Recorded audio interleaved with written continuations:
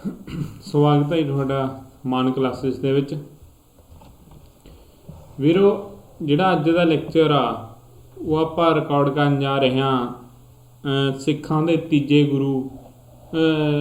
ਗੁਰੂ ਅਮਰਦਾਸ ਜੀ ਦੇ ਬਾਰੇ। ਸੋ ਸਿੱਖਾਂ ਦੇ ਤੀਜੇ ਗੁਰੂ ਅਮਰਦਾਸ ਜੀ ਦੇ ਬਾਰੇ ਜਿਹੜਾ ਆਪਾਂ ਅੱਜ ਦਾ ਲੈਕਚਰ ਆ ਉਹ ਕਰਨ ਜਾ ਰਹੇ ਹਾਂ। ਗੁਰੂ ਅਮਰਦਾਸ ਜੀ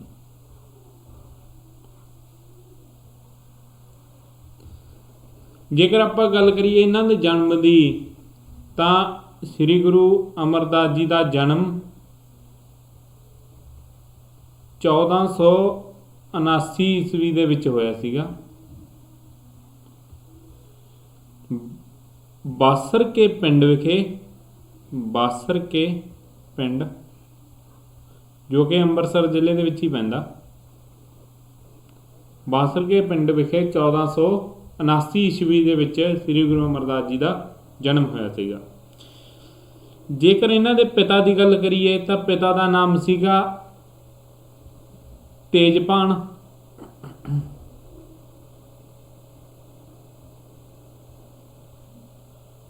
ਤੇਜਭਾਨ। ਸ੍ਰੀ ਗੁਰੂ ਅਮਰਦਾਸ ਜੀ ਦਾ ਗੁਰੂ ਅੰਗਦ ਦੇਵ ਜੀ ਨਾਲ ਕੀ ਸੰਬੰਧ ਸੀ?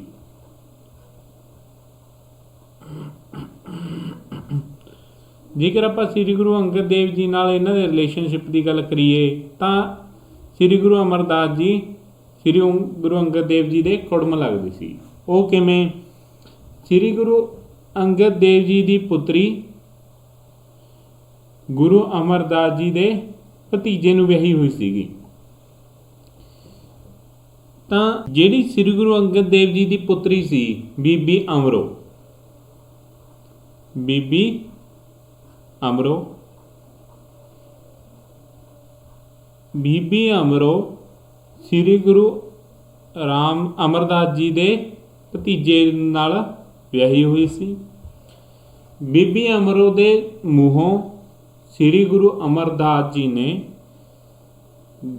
ਗੁਰੂ ਨਾਨਕ ਦੇਵ ਜੀ ਦੀ ਬਾਣੀ ਸੁਣੀ, ਜਿਸ ਨੂੰ ਸੁਣ ਕੇ ਉਹ ਬਹੁਤ ਪ੍ਰਭਾਵਿਤ ਹੋਏ। ਉਦੋਂ ਇਹਨਾਂ ਦੀ ਉਮਰ ਤਕਰੀਬਨ 60 ਸਾਲ ਤੋਂ ਉੱਪਰ ਸੀਗੀ। ਤਾਂ ਇਹ ਬਾਣੀ ਬੀਬੀ ਅਮਰੋ ਜੀ ਨਾਲ ਗੱਲ ਕੀਤੀ ਤਾਂ ਉਹਨਾਂ ਨੇ ਦੱਸਿਆ ਵੀ ਇਹ ਗੁਰੂ ਨਾਨਕ ਦੇਵ ਜੀ ਦੀ ਬਾਣੀ ਆ ਤੇ ਅੱਜ ਕੱਲ੍ਹ ਸਿੱਖਾਂ ਦੇ ਗੁਰੂ ਅੰਗਦ ਦੇਵ ਜੀ ਨੇ। ਤਾਂ ਸ੍ਰੀ ਗੁਰੂ ਅਮਰਦਾਸ ਜੀ ਗੁਰੂ ਅੰਗਦ ਦੇਵ ਜੀ ਦੇ ਚਰਨਾਂ ਦੇ ਵਿੱਚ ਆਰਲੇ ਗੁਰੂ ਅੰਗਦ ਦੇਵ ਜੀ ਦੇ ਸਿੱਖ ਬਣ ਗਏ। ਮੁੱਖ ਧੰਦਾ ਜਿਹੜਾ ਗੁਰੂ ਅਮਰਦਾਸ ਜੀ ਕਰਦੇ ਸੀ ਉਹ ਸੀ ਖੇਤੀ ਤੇ ਵਪਾਰ, ਖੇਤੀ ਅਤੇ ਵਪਾਰ। ਪਰ ਸ੍ਰੀ ਗੁਰੂ ਅਮਰਦਾਸ ਜੀ ਬਚਪਨ ਤੋਂ ਹੀ ਵੈਸ਼ਨਵ ਮਤ ਦੇ ਅਨੁਆਈ ਸੀ, ਵੈਸ਼ਨਵ ਮਤ ਦੇ ਅਨੁਆਈ ਸੀ। ਤਾਂ ਬੀਬੀ ਅਮਰੋ ਦੇ ਮੂੰਹੋਂ ਬਾਣੀ ਸੁਣ ਤੋਂ ਉਪਰੰਤ ਇਹ ਗੁਰੂ ਅੰਗਦ ਦੇਵ ਜੀ ਦੇ ਸਿੱਖ ਬਣੇ। ਜੇਕਰ ਆਪਾਂ ਇਹਨਾਂ ਦੇ ਬੱਚਿਆਂ ਦੀ ਗੱਲ ਕਰੀਏ ਤਾਂ ਇਹਨਾਂ ਦਾ ਵਿਆਹ ਗੁਰੂ ਅਮਰਦਾਸ ਜੀ ਦਾ ਵਿਆਹ ਮਨਸਾ ਦੇਵੀ ਜਾਂ ਜਿਹਨੂੰ ਆਪਾਂ ਕਿ ਮਨਸਾ ਦੇਵੀ ਓਬਲੀਕ ਜਾਂ ਰਾਮ ਕੌਰ ਵੀ ਕਹਿ ਦਿੰਦੇ ਆ, ਉਹਨਾਂ ਨਾਲ ਹੋਇਆ ਸੀਗਾ। ਇਹਨਾਂ ਦੇ ਘਰ ਦੋ ਪੁੱਤਰ ਤੇ ਦੋ ਪੁੱਤਰੀਆਂ ਨੇ ਜਨਮ ਲਿਆ।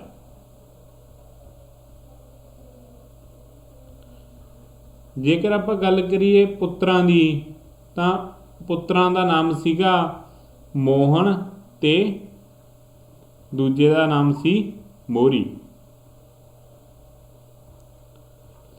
ਜੇਕਰ ਆਪਾਂ ਪੁੱਤਰੀਆਂ ਦੀ ਗੱਲ ਕਰੀਏ ਤਾਂ ਇਹਨਾਂ ਦੇ ਦੋ ਧੀਆਂ ਹੋਈਆਂ ਸੀ ਦਾਨ ਤੇ ਭਾਨੀ।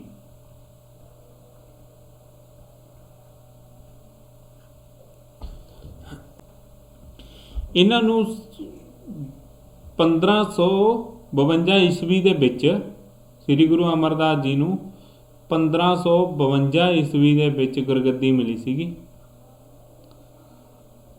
ਪਿਛਲੇ ਵੀਡੀਓ ਦੇ ਵਿੱਚ ਆਪਾਂ ਪੜ੍ਹਿਆ ਸੀਗਾ ਵੀ ਗੁਰੂ ਅੰਗਦ ਦੇਵ ਜੀ ਨੇ, ਸ੍ਰੀ ਗੁਰੂ ਅੰਗਦ ਦੇਵ ਜੀ ਨੇ ਗੋਇੰਦਵਾਲ ਸਾਹਿਬ ਦੀ ਸਥਾਪਨਾ ਕੀਤੀ ਸੀਗੀ।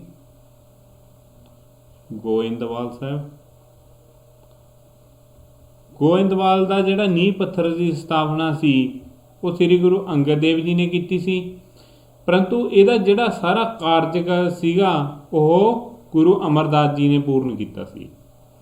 ਤਾਂ ਗੁਰੂ ਅਮਰਦਾਸ ਜੀ ਨੇ ਗੋਇੰਦਵਾਲ ਸਾਹਿਬ ਵਿਖੇ ਇੱਕ ਵਿਸ਼ੇਸ਼ ਕੰਮ ਕੀਤਾ, ਉਹ ਸੀ ਬਾਉਲੀ ਦਾ ਨਿਰਮਾਣ। ਤਾਂ ਗੁਰੂ ਅਮਰਦਾਸ ਜੀ ਨੇ ਗੋਇੰਦਵਾਲ ਸਾਹਿਬ ਵਿਖੇ ਬਾਉਲੀ ਦਾ ਨਿਰਮਾਣ ਕਰਵਾਇਆ, ਜਿਸ ਦੀ ਬਦੌਲਤ ਗੋਇੰਦਵਾਲ ਸਾਹਿਬ ਇੱਕ ਪ੍ਰਮੁੱਖ ਜਾਂ ਪ੍ਰਸਿੱਧ ਸਿੱਖਾਂ ਦਾ ਕੇਂਦਰ ਬਣ ਗਿਆ।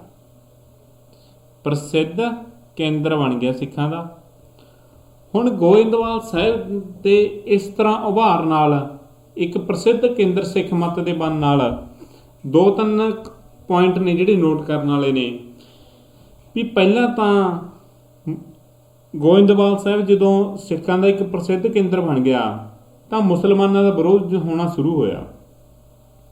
ਦੂਜਾ, ਗੁਰੂ ਅਮਰਦਾਸ ਜੀ ਨੇ ਲੰਗਰ ਪ੍ਰਥਾ ਹੋਰ ਵੀ ਉਚਿਤ ਕੀਤੀ, ਜਿਸ ਦੇ ਨਾਲ ਜਿਹੜਾ ਗੋਇੰਦਵਾਲ ਸਾਹਿਬ ਸੀ, ਗੋਇੰਦਵਾਲ ਸਾਹਿਬ ਵਿਖੇ ਜਿਹੜੇ ਬ੍ਰਾਹਮਣ ਦੇ ਲੋਕ ਸੀ, ਉਹਨਾਂ ਦਾ ਮਤਲਬ ਇੱਕ ਤਰ੍ਹਾਂ ਦਾ ਉਹਨਾਂ ਦਾ ਜੋ ਪਹਿਲਾਂ ਸਤਿਕਾਰ ਸੀ ਸਮਾਜ ਦੇ ਵਿੱਚੋਂ, ਉਹਨੂੰ ਬਹੁਤ ਵੱਡੀ ਠੇਸ ਪਹੁੰਚੀ ਤੇ ਗੋਇੰਦਵਾਲ ਸਾਹਿਬ ਵਿਖੇ ਉਹਨਾਂ ਦੀ ਜਿਹੜੀ ਪੁੱਛਗਿੱਛ ਆ ਉਹ ਬਿਲਕੁਲ ਘਟ ਗਈ। ਉੱਚ ਜਾਤੀ ਦੇ ਹਿੰਦੂਆਂ ਦੀ ਦੁਸ਼ਮਣੀ ਹੋ ਗਈ, ਬ੍ਰਾਹਮਣ ਲੋਕਾਂ ਦੀ। ਦੂਜਾ, ਮੁਸਲਮਾਨਾਂ ਦਾ ਵੈਰ ਵਿਰੋਧ ਹੋ ਗਿਆ। ਤਾਂ ਇਹਨਾਂ ਹਿੰਦੂਆਂ ਨੇ ਕੀ ਕੀਤਾ, ਮੁਗਲ ਸਮਰਾਟ ਨੂੰ ਜਾ ਕੇ ਬੇਨਤੀ ਕੀਤੀ ਵੀ ਜਿਹੜੇ ਗੁਰੂ ਸਾਹਿਬਾਨ ਨੇ ਉਹ ਸਾਡੇ ਧਰਮ ਦੇ ਵਿਰੁੱਧ ਜਿਹੜਾ ਪ੍ਰਚਾਰ ਕਰ ਰਹੇ ਨੇ। ਤਾਂ ਗੁਰੂ ਸਮਰਾਟ ਜਿਹੜਾ ਉਦੋਂ ਦਾ ਬਾਦਸ਼ਾਹ ਸੀ, ਤਾਂ ਉਹਨਾਂ ਨੇ ਗੁਰੂ ਜੀ ਨੂੰ ਬੁਲਾਇਆ। ਗੁਰੂ ਜੀ ਨੇ ਕੀ ਕੀਤਾ, ਆਪਣੇ ਜਵਾਈ ਸੀ ਜਿਹੜਾ ਭਾਈ ਜੇਠਾ, ਉਹਨਾਂ ਨੂੰ ਭੇਜ ਦਿੱਤਾ। ਤਾਂ ਭਾਈ ਜੇਠਾ ਜੀ ਨੇ ਉੱਥੇ ਜਾ ਕੇ ਜਿਹੜੀ ਗੁਰੂਆਂ ਦੀ ਗੁਰਬਾਣੀ ਸੀ ਜਾਂ ਪ੍ਰਚਾਰ ਸੀਗਾ, ਉਹਦੇ ਸੰਬੰਧੀ ਜਿਹੜਾ ਡਾਊਟ ਸੀ ਸਮਰਾਟ ਦੇ ਮਨ ਦੇ ਵਿੱਚ, ਉਹਨੂੰ ਦੂਰ ਕੀਤਾ। ਤਾਂ ਹੁਣ ਭਾਈ ਜੇਠਾ ਸੀ ਜਿਹੜਾ, ਇਹ ਸੀਗੇ ਜਵਾਈ ਸੀ ਇਹ ਗੁਰੂ ਅਮਰਦਾਸ ਜੀ ਦੇ। ਤਾਂ ਉਦੋਂ ਬਾਅਦ ਔਕੜ ਜਿਹੜੀ ਆਈ ਸੀ, ਇੱਕ ਉਦੋਂ ਬਾਅਦ ਮੇਨ ਇੱਕ ਔਕੜ ਹੋਰ ਸੀ, ਉਹ ਸੀਗੀ ਦਾਤੂ ਦੀ। ਆਪਾਂ ਪਿਛਲੀ ਵੀਡੀਓ ਦੇ ਵਿੱਚ ਪੜ੍ਹਿਆ ਵੀ ਗੁਰੂ ਅੰਗਦ ਦੇਵ ਜੀ ਦੇ 2 ਪੁੱਤਰ ਹੋਏ ਨੇ। ਸ੍ਰੀ ਗੁਰੂ ਅੰਗਦ ਦੇਵ ਜੀ ਦੇ 2 ਪੁੱਤਰ ਹੋਏ ਸੀ, ਦਾਤੂ ਤੇ ਦਾਸੂ। ਦੋਨਾਂ ਨੇ ਕੀ ਕੀਤਾ, ਗੁਰੂ ਅਮਰਦਾਸ ਜੀ ਦਾ ਵਿਰੋਧ ਕੀਤਾ। ਜਿਹੜਾ ਦਾਸੂ ਸੀ ਇਹ ਤਾਂ ਆਪਦੀ ਮਾਂ ਦੇ ਕਹੇ ਮਤਲਬ ਚੁੱਪ ਕਰ ਗਿਆ ਸੀਗਾ, ਪਰ ਜਿਹੜਾ ਦਾਤੂ ਸੀ ਉਹ ਇੱਕ ਪੱਕਾ ਵੈਰੀ ਬਣ ਕੇ ਬਹਿ ਗਿਆ ਸੀ। ਉਹਨਾਂ ਨੇ ਮਤਲਬ ਇਹਨਾਂ ਦਾ ਜਿਹੜਾ ਨਿਖੇਧੀ ਸੀ ਉਹ ਪੂਰੇ ਵੱਡੇ ਪੱਧਰ 'ਤੇ ਕੀਤੀ। ਇਹ ਤਾਂ ਸੀਗਾ ਗੁਰਗੱਦੀ ਦੇ ਵਿੱਚ, ਜੋ ਗੁਰਗੱਦੀ ਪ੍ਰਾਪਤ ਹੋਣ ਤੋਂ ਬਾਅਦ ਕਿਹੜੀਆਂ ਔਕੜਾਂ ਸੀਗੀਆਂ ਜੋ ਕਿ ਗੁਰੂ ਅਮਰਦਾਸ ਜੀ ਨੂੰ ਝੱਲਣੀਆਂ ਪਈਆਂ ਸੀ। ਤਾਂ ਮੇਨ 3 ਔਕੜਾਂ ਸੀਗੀਆਂ। ਪਹਿਲਾ ਸੀਗੀ ਹਿੰਦੂਆਂ ਤੇ ਮੁਸਲਮਾਨਾਂ ਦਾ ਵਿਰੋਧ, ਉਦੋਂ ਬਾਅਦ ਦਾਤੂ ਦਾ ਵਿਰੋਧ, ਪਰ ਦਾਤੂ ਸੀ ਜਿਹੜਾ ਉਹਨੇ ਮੂਹਰੇ ਹੋ ਕੇ ਮਤਲਬ ਪ੍ਰਚਾਰ ਜਿਹੜਾ ਵਿਰੁੱਧ ਪ੍ਰਚਾਰ ਕੀਤਾ ਗੁਰੂ ਅਮਰਦਾਸ ਜੀ ਦੇ। ਹੁਣ ਅੱਗੇ ਆ ਗਿਆ ਇਹਨਾਂ ਦੇ ਸਿੱਖ ਪੰਥ ਦੇ ਵਿਕਾਸ ਵਿੱਚ ਜਿਹੜਾ ਯੋਗਦਾਨ, ਉਹਦੇ ਬਾਰੇ ਡਿਟੇਲ 'ਚ ਪੜ੍ਹਦੇ ਹਾਂ। ਸਿੱਖ ਪੰਥ ਦੇ ਵਿਕਾਸ 'ਚ ਜਿਹੜਾ ਯੋਗਦਾਨ, ਸਿੱਖ ਪੰਥ ਦੇ ਵਿਕਾਸ ਵਿੱਚ ਯੋਗਦਾਨ। ਸਭ ਤੋਂ ਪਹਿਲਾਂ ਤਾਂ ਗੋਇੰਦਵਾਲ ਸਾਹਿਬ ਵਿਖੇ ਬਾਉਲੀ ਦਾ ਨਿਰਮਾਣ ਸੀਗਾ, ਜਿਹੜਾ ਕਿ ਆਪਾਂ ਪਹਿਲਾਂ ਪੜ੍ਹ ਚੁੱਕੇ ਹਾਂ। ਬਾਉਲੀ ਦਾ ਨਿਰਮਾਣ।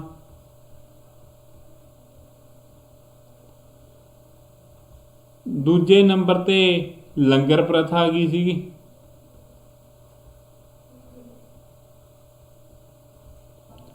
ਉਦੋਂ ਬਾਅਦ ਜਿਹੜੇ ਲੰਗਰ ਪ੍ਰਥਾ ਸੀਗੀ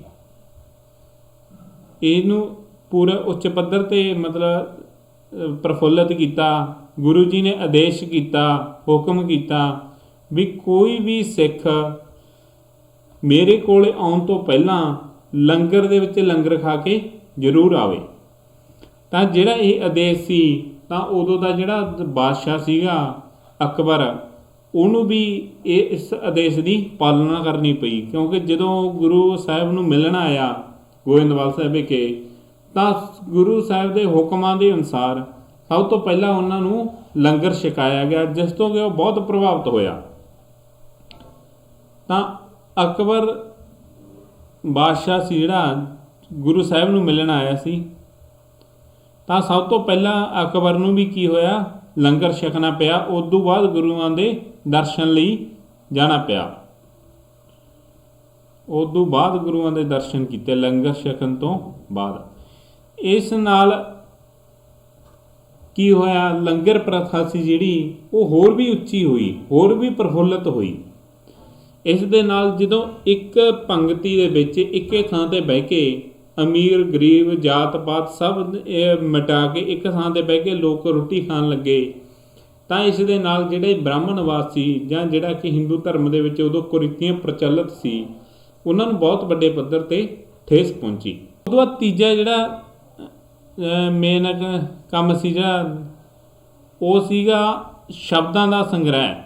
ਜਿਹੜੀ ਬਾਣੀ ਸ਼ਬਦਾਂ ਦਾ ਸੰਗ੍ਰਹਿ, ਕਹਿਣ ਦਾ ਭਾਵ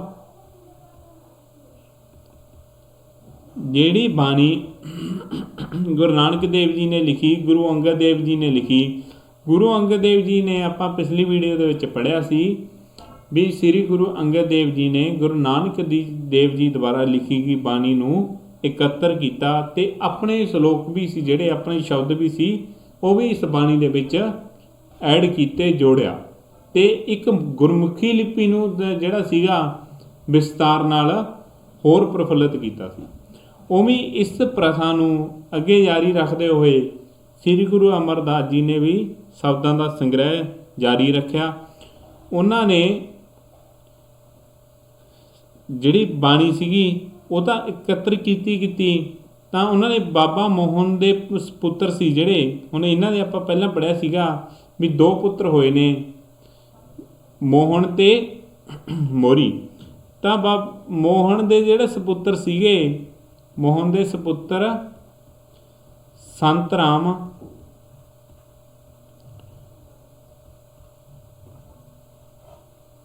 ਉਹਨਾਂ ਨੇ ਸੰਤ ਰਾਮ ਨੇ ਗੁਰੂ ਸਾਹਿਬ ਦੇ 900 ਸ਼ਬਦ ਸੰਕਲਨ ਕੀਤੇ। 900 ਸ਼ਬਦ ਜਿਹੜੇ ਗੁਰੂ ਸਾਹਿਬ ਦੇ ਸੀਗੇ ਉਹ ਕਹਿੰਦਾ ਭਾਵ ਸੰਤ ਰਾਮ ਕੌਣ ਲੱਗੇ, ਗੁਰੂ ਅਮਰਦਾਸ ਜੀ ਦੇ ਪੋਤਾ ਲੱਗੇ, ਕਿਉਂਕਿ ਮੁੰਡਾ ਪੋਤਾ।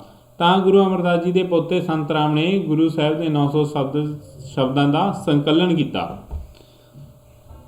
ਉਸ ਤੋਂ ਬਾਅਦ ਜੇਕਰ ਆਪਾਂ ਚੌਥੇ ਪੁਆਇੰਟ ਦੀ ਗੱਲ ਕਰੀਏ ਤਾਂ ਸਿੱਖ ਪੰਥ ਦੇ ਵਿੱਚ ਮੰਜੀ ਦੀ ਸਥਾਪਨਾ ਜਾਂ ਮੰਜੀ ਪ੍ਰਥਾ ਸੀ ਜਿਹੜੀ ਉਹ ਗੁਰੂ ਅਮਰਦਾਸ ਜੀ ਨੇ ਸ਼ੁਰੂ ਕੀਤੀ। ਮੰਜੀ ਪ੍ਰਥਾ ਦਾ ਕੀ ਸੀਗਾ, ਗੁਰੂ ਅਮਰਦਾਸ ਜੀ ਨੇ ਸ੍ਰੀ ਗੁਰੂ ਨਾਨਕ ਦੇਵ ਜੀ ਦੁਆਰਾ ਇਹ ਪ੍ਰਚਲਿਤ ਜਿਹੜੀ ਸਿੱਖ ਮੱਤ ਸੀ ਇਹਨੂੰ ਹੋਰ ਵੱਡੇ ਪੱਧਰ ਤੇ ਲਿਜਾਣ ਦੇ ਲਈ, ਜਾਂ ਜਦੋਂ ਇਹਨਾਂ ਦੇ ਸ਼ਰਧਾਲੂ ਕਾਫੀ ਵੱਧ ਗਏ, ਕਾਫੀ ਏਰੀਏ ਦੇ ਵਿੱਚ ਫੈਲ ਗਏ, ਦੂਰ ਦਰਾਡੇ ਗਏ, ਤਾਂ ਉੱਥੋਂ ਤੱਕ ਵੀ ਗੁਰੂਆਂ ਦੇ ਆਦੇਸ਼ਾਂ ਨੂੰ ਪਹੁੰਚਾਉਣ ਲਈ ਅਧਿਆਤਮਿਕ ਪੱਖ ਤੋਂ ਜਿਹੜੇ ਏਰੀਏ ਦੇ ਵਿੱਚ ਸਿੱਖ ਫੈਲੇ ਹੋਏ ਸੀ ਉਹਨੂੰ 22 ਹਿੱਸਿਆਂ ਦੇ ਵਿੱਚ ਵੰਡਿਆ। ਉਹਨੂੰ 22 ਹਿੱਸਿਆਂ ਦੇ ਵਿੱਚ ਵੰਡਿਆ ਗਿਆ। ਹਰੇਕ ਹਿੱਸੇ ਦੇ ਵਿੱਚ ਮੰਜੀ ਦੀ ਸਥਾਪਨਾ ਕੀਤੀ ਗਈ। ਮੰਜੀ ਸਥਾਪਨਾ ਮਤਲਬ ਉੱਥੇ ਇੱਕ ਪ੍ਰਮੁੱਖ ਸਿੱਖ ਲਾਇਆ ਗਿਆ ਜਿਹੜਾ ਕਿ ਗੁਰੂ ਜੀ ਦੇ ਆਦੇਸ਼ ਸਿੱਖਾਂ ਤੱਕ ਪਹੁੰਚਾਉਂਦਾ ਸੀ ਜਾਂ ਉਹਨਾਂ ਦੀ ਵਿਆਖਿਆ ਕਰਦਾ ਸੀ। ਤਾਂ ਉਹ ਅਕਸਰ ਕੀ ਕਰਦੇ ਸੀ, ਮੰਜੀ ਪ੍ਰਥਾ ਦਾ ਨਾਮ ਕਿਉਂ ਪਿਆ, ਕਿਉਂਕਿ ਜਿਹੜੇ ਉਹ ਸਿੱਖ ਸੀਗੇ ਉਹ ਮੰਜੀ ਤੇ ਬਹਿ ਕੇ ਉਪਦੇਸ਼ ਗਾਹਾਂ ਗੁਰੂ ਸਾਹਿਬ ਦੇ ਉਪਦੇਸ਼ਾਂ ਦੀ ਗਾਹਾਂ ਵੰਡ ਕਰਦੇ ਸੀ, ਗਾਹਾਂ ਦੱਸਦੇ ਸੀ ਸ਼ਰਧਾਲੂਆਂ ਨੂੰ।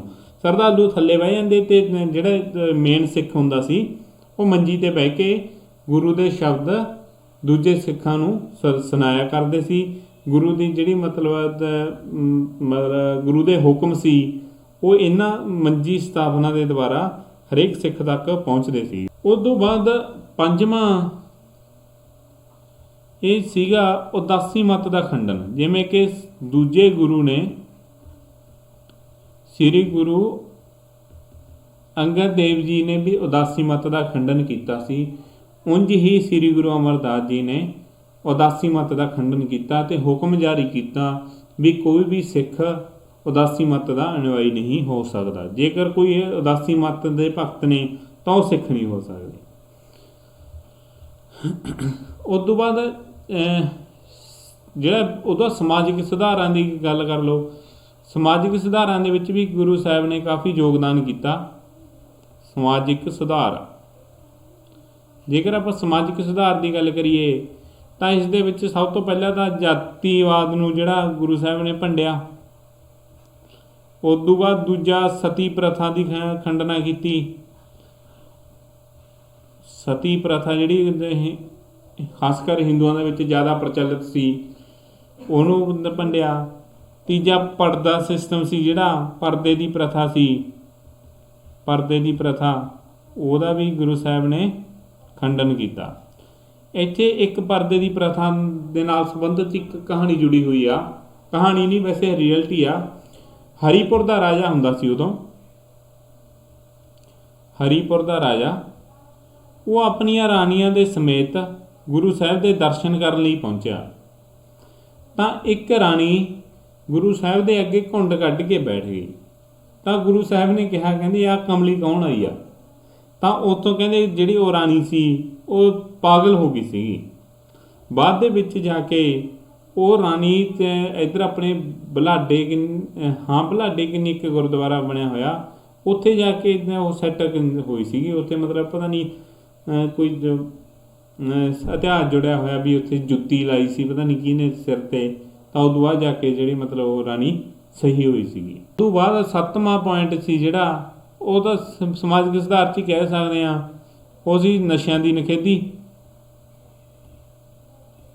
ਨਸ਼ਿਆਂ ਦੀ ਨਿਖੇਧੀ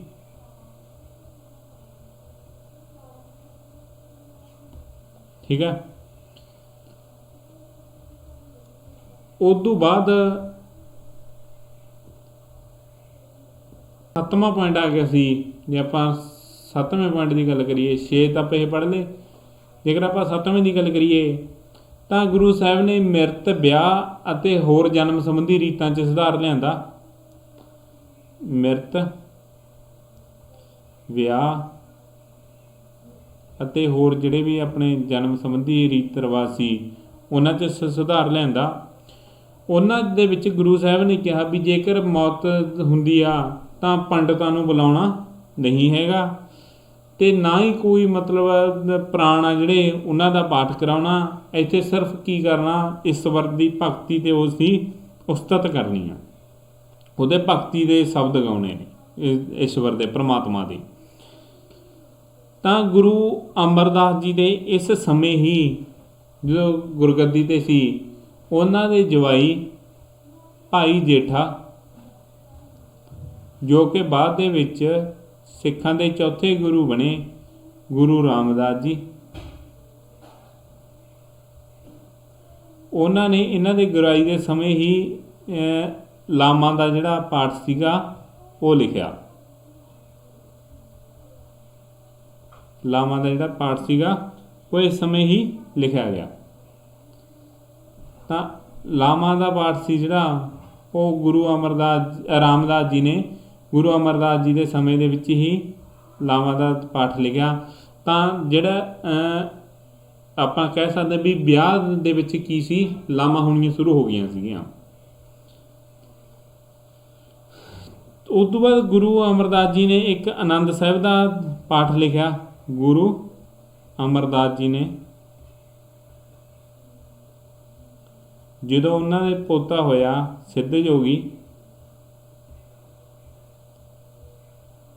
सिद्ध जोगी पोता होया तां उन्हां ने एक बाणी की रचना की, वो सी आनंद साहिब दी। आनंद साहिब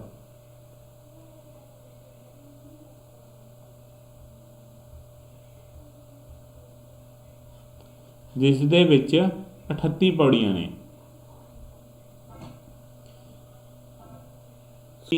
पहला जी आप चीज़ पढ़ी वो है बौली का निर्माण गोइंदवाल साहिब विखे। दूजा लंगर प्रथा का प्रचलित करना, हुक्म जारी किया गुरु जी ने भी जे गुरु जी के दर्शन करने ने तो पहला हुक्म अनुसार पहला लंगर छक के आना पऊगा, जिसके हुक्मां की पालना करते हुए अकबर बादशाह ने भी गुरु के दर्शन करने तो पहला लंगर छकिया। तीजा सी शब्दां का संग्रह, जिहड़ी कि बाणी जिवें कि गुरु अंगद देव जी ने एकत्र करनी शुरू की सी, उमें गुरु अमरदास जी ने भी अगे उस बाणी का एकत्र किया ते अपने 900 शब्द इस बाणी दे विच ऐड किए, जो कि उन्हां दे पोता संत राम ने, जो कि मोहन का मुंडा सीगा, संत राम ने संकलन किए 907 शब्द। उहदा मंजी प्रथा श्री गुरु अमरदास जी ने शुरू की सी। मंजी प्रथा मेन पॉइंट है। मंजी प्रथा की सीगी, अध्यात्मिक पक्ष तो जिहड़ा एरिया सी सिख जिथों तक फैले हुए सीगे, उसनूं 22 हिस्सिਆਂ ਦੇ ਵਿੱਚ ਵੰਡਿਆ ਗਿਆ। हरेक हिस्से ਨੂੰ एक मंजी का नाम दिता गया। वो मंजी प्रथा ही तां मशहूर हुई क्योंकि जिहड़े सिख सी, जिहड़ा उस एरिए का प्रमुख सिख सी, वो मंजी ते बह के बाणी गुरुआं दी बाणी का उचारण करदा ते अपने सिखां नूं समझाउंदा। पंजवां सी उदासी मत का खंडना। श्री गुरु नानक देव जी के पुत्र श्री चंद द्वारा जिहड़ी ये उदासी मत सी शुरू की गई सी। उदासी मत का खंडन श्री गुरु सिखां दे दूजे गुरु श्री गुरु अंगद देव जी ने भी किया ते श्री गुरु अमरदास जी ने भी किया। ये जिहड़ा उदासी मत का मेन सिद्धांत सी वो सीगा त्याग सिद्धांत। तां श्री गुरु अमरदास जी ते श्री गुरु अंगद देव जी ने इस त्याग सिद्धांत की निंदा की। उसनूं सिरे तो त्यागता भी त्याग सिद्धांत है जिहड़ा वो सही नहीं, तां करके उदासी मत का खंडन किया। समाजिक सुधार की गल करिए तो जातिवाद सी जिहड़ा उसका गुरु साहब ने खंडन किया। सती प्रथा नूं निंदिया ते कहा भी सती प्रथा गलत है, इन्हें सिखां ने नहीं करनी। उदों पर्दे की प्रथा सी जिहड़ी ओहदी मनाही की, जिस नाल संबंधित हरीपुर के राजे की कहानी जुड़ी हुई आ, उहदा नशियां की निखेधी की। अगे आ गया सी मृत ब्याह जां जिहड़े भी प्रमुख जिहड़े अपने सिद्धांत ने जां प्रमुख रीति रिवाज ने उन्हां दे विच सुधार लिआंदा। तां जे किसी की मौत हो जाती है जां कोई विआह गा तां उदों सिर्फ गुरु दे ईश्वर दे ही गुण गाने ने, उन्हां दी उस्तत करनी आ, किसी पंडित नूं नहीं बुलाउणा, किसी मतलब जिहड़ा बेस सी जां उहदा कोई पाठ नहीं कराउणा। तां गुरु साहब ने मृत ब्याह संबंधी मतलब ये हुक्म जारी किए, जिस दी बदौलत गाह की सी उन्हां दे जिहड़े जवाई सी भाई जेठा, जो कि बाद दे विच सिखां दे चौथे गुरु बने गुरु रामदास जी, उन्हां ने इस समय लावां की रचना की। जो कि ब्याह के मौके ब्याह का समागम हुंदा तां उदों लावां पढ़ियां जांदियां ने। तां जिहड़े लावां की रचना सीगी वो श्री गुरु रामदास जी ने की है, भाई जेठा जी ने। अगे आ गया जी 8वां पॉइंट आनंद साहब। तो जो गुरु अमरदास जी के पोता होया सिद्ध जोगी, तो उन्होंने इस खुशी दे विच एक पाठ लिखा जी, एक बाणी लिखी जिसनों कहा जाता आनंद साहब, जिस दी 38 पौड़ियां ने। तो इसी सिख पंथ नूं देन। जेकर आपां उत्तराधिकारी की गल करिए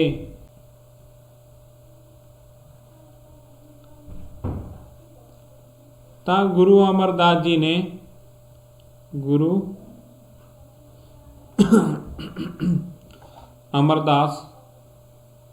श्री गुरु अमरदास जी ने अपने जवाई भाई जेठा उन्होंने भाई जेठा नूं जो कि ਬਾਅਦ ਦੇ ਵਿੱਚ ਗੁਰੂ ਰਾਮਦਾਸ ਜੀ ਦੇ ਵਜੋਂ ਪ੍ਰਸਿੱਧ ਹੋਏ ਨੇ, ਉਹਨਾਂ ਨੂੰ ਗੁਰਗੱਦੀ ਦਿੱਤੀ।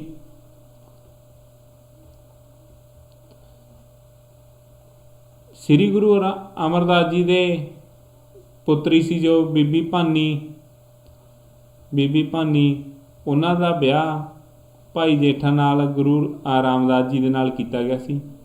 ਬੀਬੀ ਭਾਨੀ ਅਤੇ ਆਪਣੇ ਜਵਾਈ ਭਾਈ ਜੇਠਾ ਤੋਂ ਸ੍ਰੀ ਗੁਰੂ ਅਮਰਦਾਸ ਜੀ ਬਹੁਤ ਹੀ ਪ੍ਰਭਾਵਿਤ ਸੀਗੇ। ਜਦੋਂ ਅਕਬਰ ਗੁਰੂ ਅਮਰਦਾਸ ਜੀ ਨੂੰ ਮਿਲਣ ਆਇਆ, ਗੁਰੂ ਜੀ ਦੇ ਦਰਸ਼ਨ ਕਰਨ ਲਈ ਆਏ, ਤਾਂ ਅਕਬਰ ਨੇ ਇੱਕ ਭੂਮੀ ਦਿੱਤੀ, ਇੱਕ ਜ਼ਮੀਨ ਸੀ ਜਿਹੜੀ ਉਹ ਦਾਨ ਦੇ ਵਿੱਚ ਦਿੱਤੀ, ਜੋ ਕਿ ਬੀਬੀ ਭਾਨੀ ਨੂੰ ਦਿੱਤੀ ਗਈ ਸੀਗੀ, ਕਿਉਂਕਿ ਸਿੱਧਾ ਲੰਗਰ ਦੇ ਲਈ ਗੁਰੂ ਅਮਰਦਾਸ ਜੀ ਨੇ ਜਵਾਬ ਦੇ ਦਿੱਤਾ ਸੀਗਾ, ਪਰ ਉਹਨਾਂ ਨੇ ਫਿਰ ਵੀ ਕੁਝ ਭੂਮੀ ਸੀ ਜਿਹੜੀ ਉਹ ਦੇਣੀ ਚਾਹੀ, ਜੋ ਕਿ ਬੀਬੀ ਭਾਨੀ ਭਾਵ ਭਾਈ ਜੇਠਾ ਜੀ ਨੂੰ ਦਿੱਤੀ ਗਈ, ਜਿਸ ਦੇ ਉੱਤੇ ਬਾਅਦ ਦੇ ਵਿੱਚ 1574 ਈਸਵੀ ਦੇ ਵਿੱਚ ਜਿਹੜੀ ਗੁਰਗੱਦੀ ਸੀ 1574 ਈਸਵੀ ਦੇ ਵਿੱਚ ਗੁਰੂ ਅਮਰਦਾਸ ਜੀ ਨੇ ਸ੍ਰੀ ਗੁਰੂ ਰਾਮਦਾਸ ਜੀ ਨੂੰ ਦਿੱਤੀ, ਜਿਨ੍ਹਾਂ ਦਾ ਨਾਮ ਸੀਗਾ ਭਾਈ ਜੇਠਾ। ਸੋ ਇਹ ਤਾਂ ਸੀਗਾ ਸਿੱਖਾਂ ਦੇ ਤੀਜੇ ਗੁਰੂ ਸ੍ਰੀ ਗੁਰੂ ਅਮਰਦਾਸ ਜੀ ਦੇ ਬਾਰੇ। ਅਗਲੀ ਵੀਡੀਓ ਦੇ ਵਿੱਚ ਆਪਾਂ ਭਾਈ ਜੇਠਾ ਜੀ, ਜੋ ਕਿ ਸਿੱਖਾਂ ਦੇ ਚੌਥੇ ਗੁਰੂ ਹੋਏ ਨੇ, ਭਾਈ ਜੇਠਾ ਜੀ, ਉਹਨਾਂ ਦੇ ਬਾਰੇ ਆਪਾਂ ਨੈਕਸਟ ਵੀਡੀਓ ਦੇ ਵਿੱਚ ਪੜ੍ਹਾਂਗੇ।